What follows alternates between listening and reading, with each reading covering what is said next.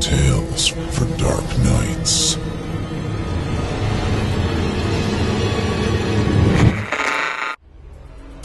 The following performance is a second-round entry in the 2016 Evil Idol competition, and you, the listener, get to help decide who wins.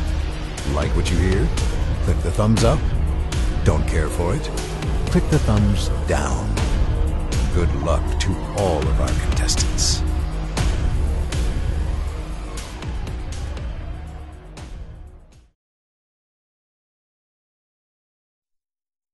She's Gone. Written by Travis Kulman. As narrated by Kailaan Scott Carter. For Chilling Tales for Dark Nights and the Evil Idol competition. Special acknowledgments to Ashley Houston and Soliloquy Mom. This recording was found in a house around Suburbia, Colorado. A transcript has been prepared for inclusion in any reports. This isn't true. This can't be true. There's just no way it is possible. It is some mad dream. It must be. I can't. Oh God. I can't do it.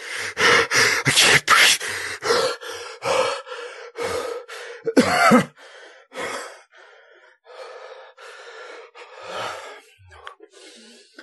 Okay. I gotta start from the beginning. That is the only way I can make sense of it all.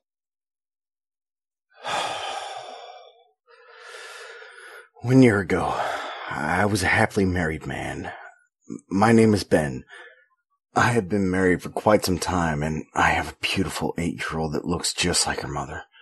My wife, Barbara, and I would spend hours just looking at our beautiful daughter, Karen. I still don't know how we made something so perfect. 11 months ago, I was a widower, trying to raise a daughter on my own. It was a car accident that stole Barbara away from me. I like to blame the car accident for her death, but it was me. I killed her.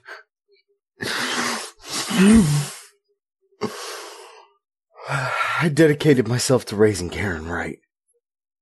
The first few months were the toughest. These past 11 months have been hellish, and I doubt they're going to turn better anytime soon.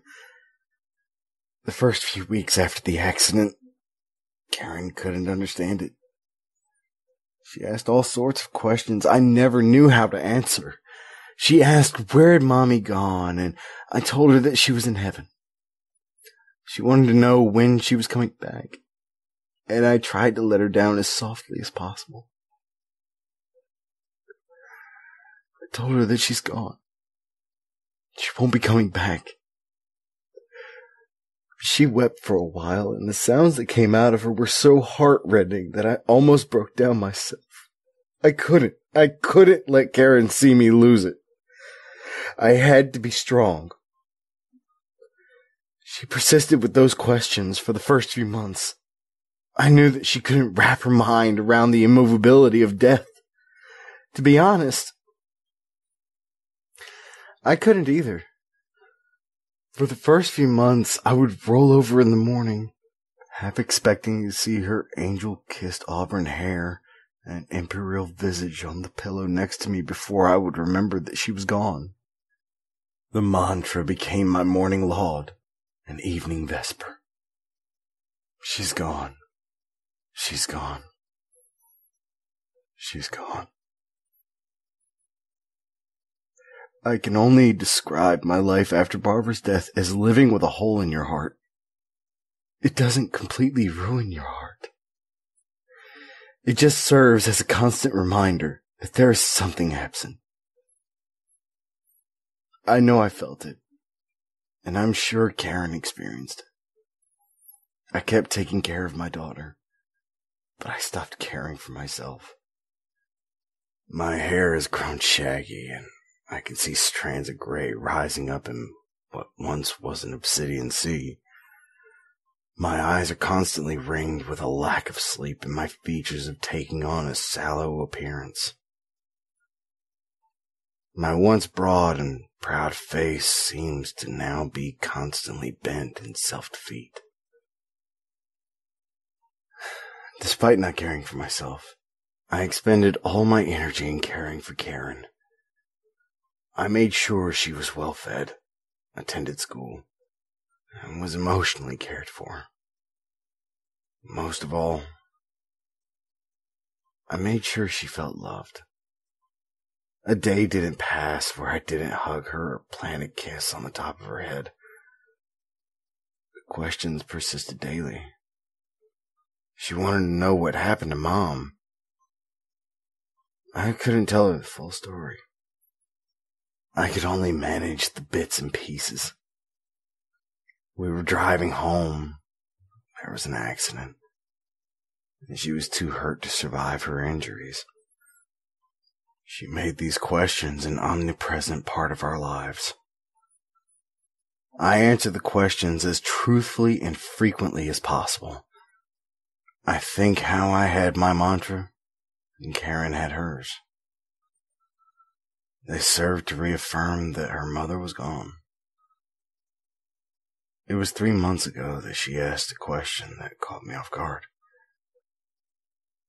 I was tucking her into bed when she looked up at me and asked, "What did Mommy look like?"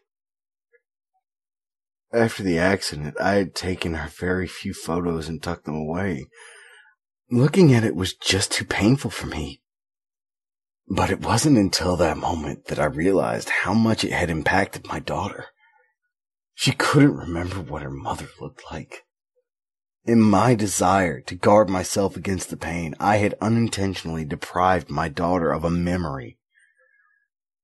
I told her to get comfortable and I would be back in a second.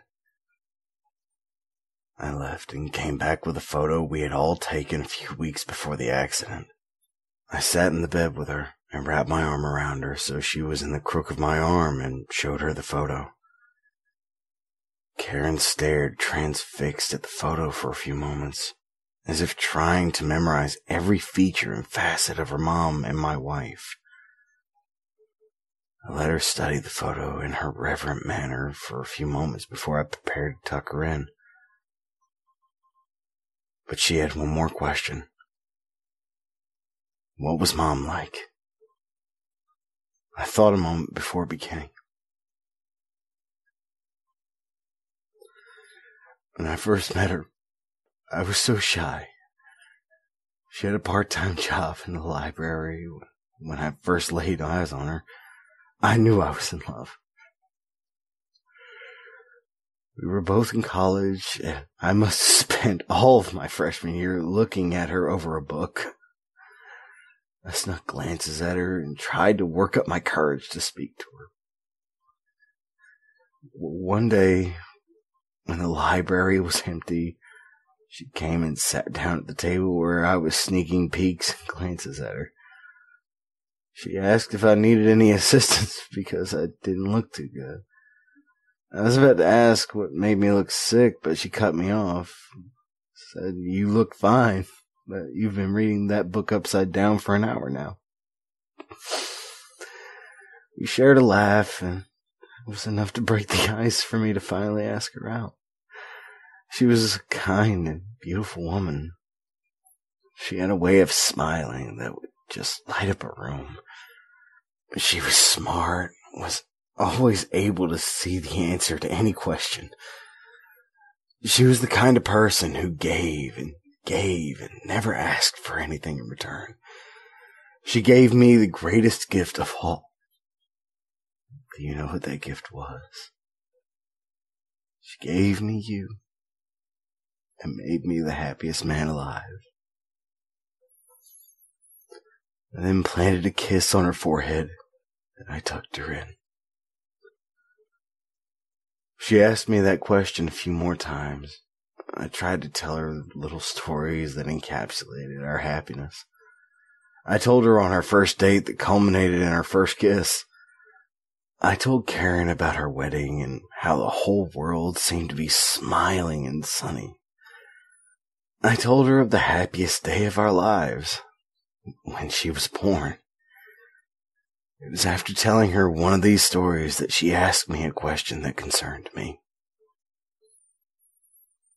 She looked up at me with those stunning hazel eyes and asked, What if you could bring Mommy back? That question caught me off guard. I paused for a few seconds, trying to think of how I should respond.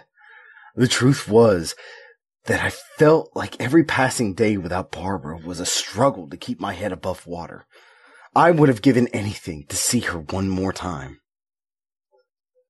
I wanted to tell her that, but I couldn't. Instead, I told her, I loved your mother very, very much, but she is gone. Nothing will bring her back. She grew teary-eyed, but didn't cry. I tucked her in and resolved to take Karen to Barbara's grave. That weekend, we visited her grave. I was at the funeral, but Karen's grandparents had insisted on having her stay at their house for the funeral. They had chosen to pretend that their daughter had not passed away. They didn't attend the ceremony, and they watched over Karen while I went. I think it was partially to protect her from the knowledge of the finality of death. But I think it was also because they couldn't bear to see me. They blamed me for her death. I blame myself. I killed her.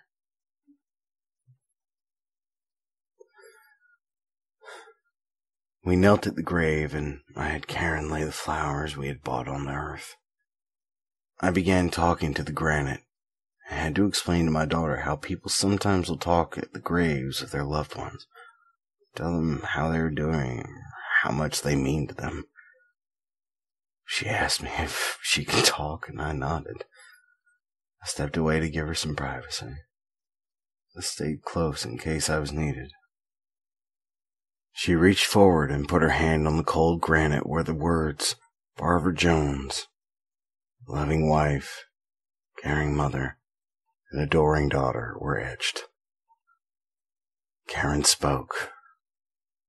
Mom, it's me, Karen. I love you. I miss you every day, and Dad does too. He cries sometimes. He thinks I can't hear him in his room, but I can.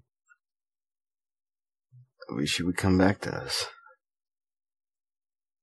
She wiped a tear away and stood up. I made myself look busy by looking at a nearby tombstone. It simply read, Judith O'Day. I went home and I made myself a promise that I would take better care of myself. It was a week ago that I first caught Karen sneaking out. I was lying in my bed and listening to the sounds of our house settling when I heard the distinctive sound of her door being opened. I thought she was getting some water and would be back in her room in a couple of minutes. After a few minutes, I figured that she had returned and just forgotten to close the door. I drifted off, and when I woke up in the morning to get her ready for school, I found her door closed, the backyard door unlocked. She had gone outside during the night. I questioned her as I drove her to school, but she just told me that maybe I had forgotten to lock the door that night. She had that guilty look in her eyes. I knew that she was lying. I assumed that she had gone out into the backyard or something, maybe to look for a doll or something, and forgotten to lock the door behind her. I resolved to try and be more vigilant. I stayed up the next night and waited for the sound of her door opening. After tucking her in, I sat in my bed and read while waiting for any sounds as she left her room. After a few hours, I decided to get a drink of water from downstairs. I remember that I was thinking that I was being foolish by waiting for Karen to try and sneak out when I should have just asked her what was going on. I don't think I was too worried. She was too young to be sneaking out to hang out with boys, drink, or smoke. She was a 9-year-old for crying out loud. It was when I was coming back upstairs with glass in hand that I noticed her bedroom door was open. The glass fell out of my hand and spilled on the floor. I had forgotten to close her door. She wasn't in her bed. She had gotten out of bed and walked by my room without waking me. My heart started to beat faster, I ran downstairs and found the backyard door that I had locked was now unlocked. My heart was beating a frantic staccato in my chest. I went out into the backyard and the backyard gate was open. My heart almost stopped from the sudden shock of it all. Karen had left the house in the middle of the night and now I had no clue where she was. I ran into the back alley that connected the houses in this suburb hoping to find her, but she wasn't there. I thought of all the places she could have gone. All her friends lived at least 5 or more miles away. She wouldn't try walking that distance. There weren't any carnivals or fairs in town right now. I thought hard about where she could have gone, and then the realization of where she could have gone descended on my brain like a murder of ravenous crows. The cemetery. I broke into a dead sprint down the alley. It was only 2 miles between our house and the cemetery, but a lot can happen to a little girl in 2 miles in the dead of night. My mind raced and invented scenarios that could befall my sweet daughter in between here and there. I ran in the darkness without a flashlight, without having locked the door, without a thought in my mind than my little girl. I ran until my stomach felt like it was sloshing battery acid around. My legs were filled with pins and my lungs were trapped in a steel vise. I kept running. I found her at the gates to the cemetery. Karen saw me and tried to squeeze through the gates, but I reached her in time. She cried, "Let me go. I want to talk to Mom. I miss Mom." The floodgates splintered and shattered, and I pulled her to me and I broke down. I wept. I miss her too. I think that was the first time I had ever openly wept like that in front of her. We sobbed like that for a few minutes in each other's arms before I gathered her up and took her home. As we walked by the gates of the cemetery, I could have sworn I saw 2 men digging a grave in the center of the graveyard. I never knew that grave diggers worked that late. We made it home before 3 a.m., and I tucked Karen into bed.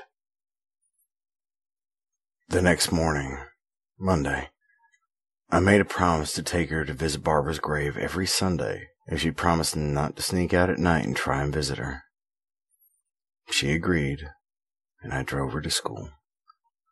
I took the day off work to root around the basement for my tools so I could fashion a deadbolt for the doors that was out of Karen's reach so she couldn't sneak out at night. I found everything I needed, but decided against putting up the deadbolts. I decided to trust that my daughter wouldn't try and sneak out. The next couple of days passed without any excitement. I took care of Karen, and I reassured her that we would visit my wife and her mother's grave that Sunday. The only thing that really stood out to me that week was a news report I caught the tail end of. Apparently, there were a string of crimes in which graves had been dug up and bodies were taken out of their coffins. I remembered the 2 men digging in the graveyard that night and knew that something shady was going on there. I was tempted to go to the police and file a report, but I decided against it. I didn't want to try and explain what I was doing out there that late at night.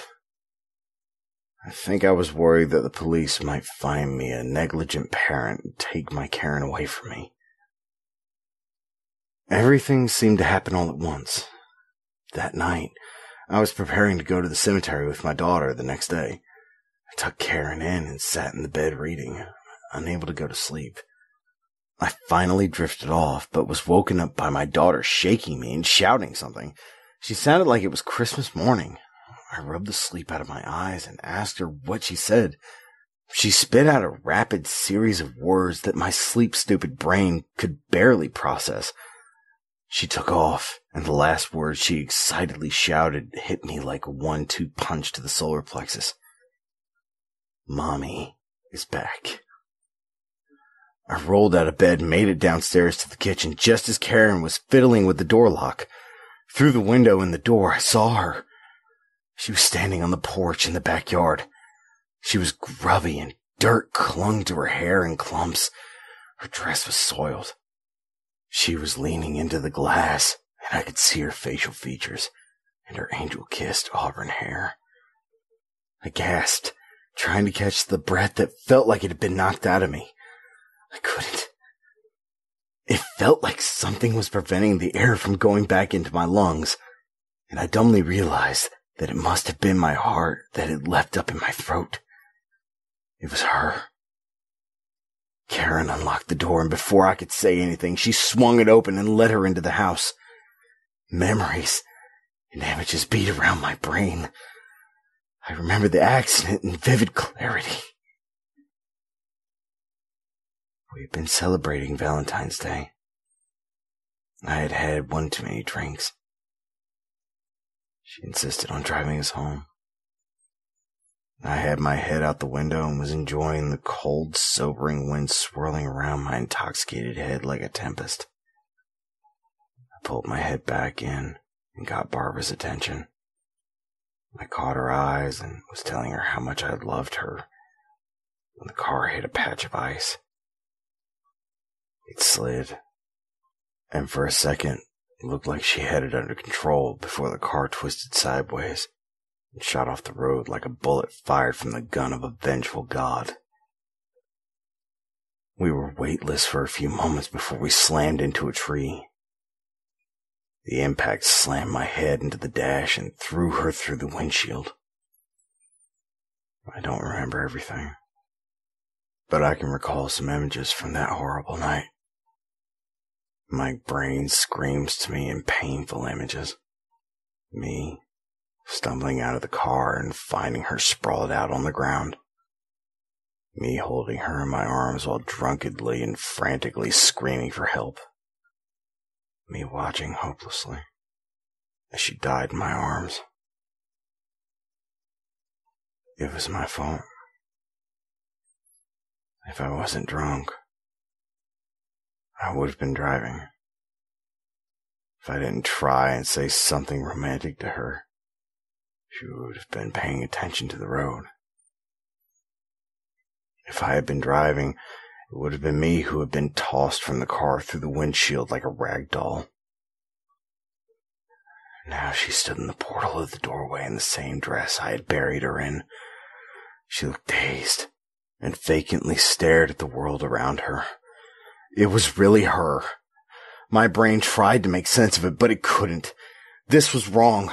I wanted to say something, but my words rattled loose from my brain like a car losing control on the highway and smashing into a guardrail. More thoughts and words built up behind the initial thought and got caught behind my teeth in the mental carnage. The words and thoughts accumulated like cars in a pileup, and no matter how hard I tried to clear it up, the words would not tumble free. Before I could find the words to speak, Karen flew forward and right into her arms. The pale, dirty, gaunt, and malodorous Barbara leaned forward as if to embrace her daughter just before sinking her teeth into her neck.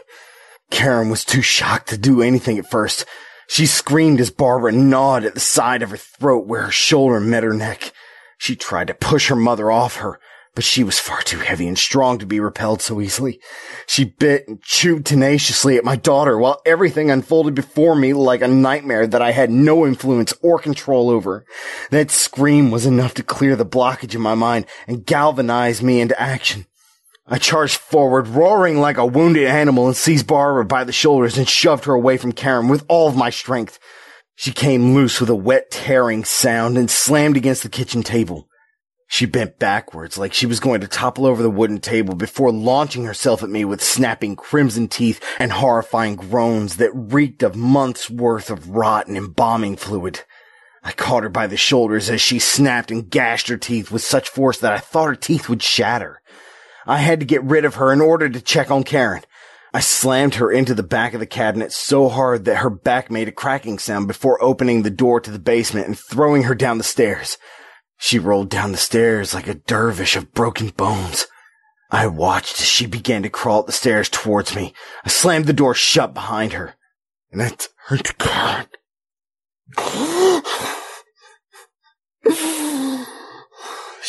She was lying on the ground with a small puddle of blood around her neck like a crimson halo. She twitched and spasmed on the floor as blood trickled out of her open wound. I slid across the linoleum and cradled her head in my lap. She looked at me, and in that stare, I felt something deep inside of me die. She died in my arms, looking up in my eyes, gurgling her last moments, still unable to make sense of why any of this would happen. Unable to understand why her mother would do such a thing as bite her. I still don't know that answer. She came back 5 minutes later. Her eyes fluttered open, and for a brief moment, I thought it was her. She dashed that hope when her mouth dropped open in a snarl, and she leaned towards me. I pushed her away and regained my footing. I managed to lock her outside. She was always so light. I pushed her out the door and she fell off the porch. She righted herself and began to shamble back towards the house, but I had already closed and locked the door. I am not sure of anything anymore. I am sure of one thing, though. That thing is not my wife. That thing is no longer my daughter. They look like them, but they are not them. They are not them. They are not them. They are not them. And I am not me. I died with them. I am no longer myself. I am nothing but an empty husk waiting patiently for the end. I am waiting for the doors to give way. You hear them?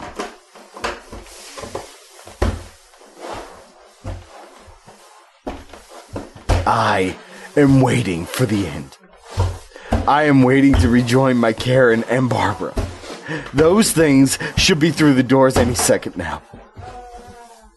I'm leaving this recording so you know what happened to us. I hope you can make more sense of this than me.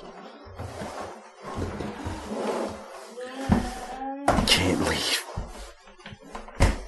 Karen's gone. Barbara's gone. There's nothing left. They're gone. And I guess I am too. God, God, God, God, God, God, God.